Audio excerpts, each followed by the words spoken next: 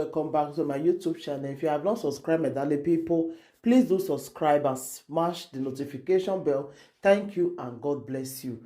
My darling people, my correct people, this video today now about JJ Barry and Destiny Bagwa. Not be small thing, not be small money they spray for Nwamagbe. Hey, my people, not be small thing and success money. These people una get money not be small. Abi una no hear about our sister wey dey sick. Una no hear. Mona see support am cause I see the way una support Nwamagbe not be small. Una really support am. Una really spray not be small. Abi the money wey una get now let to dey spray. Mona see support that our sister wey dey sick or maybe una do hide chat, we never know. I really see the one I really take support no Nwamagbe well, not be small one. It's good not with the support each other like this. It really good, well, not be small. My people are be waiting on I think. It good. As we they support each other, so very nice. So now let you and Akobe now. Now it's supposed to come see settle and more see did the one I've had day before. Mona make any shame. So I really love what I see just now. And Destiny, I want to use this video to beg you, I beg. That our sister, Mrs. Yobosa, where they or Robosa, where they sick, I beg. May you see support her more. Maybe you never hear or I don't know. Or maybe you don't see donate, we don't see no him because I don't see many people go they wait for your donation now.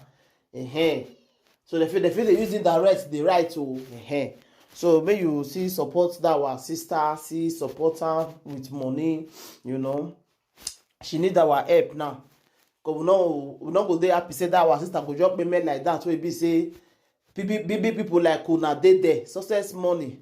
You what's they call the other one?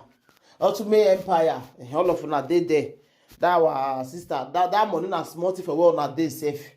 Na small thing, small chantala for what una dey. I know so na we fit do am. So more na see help am abeg, more na help am so that everything go dey okay. Cause they say you dey spend money for this party today now. Hey, all of them now don poor say Destiny. We never see your receipt. I will tell all of them now go dey talk. You understand? So my darling people, more let me share the video. Let the video go viral. So I put the video of JJ Barry and Destiny. I put.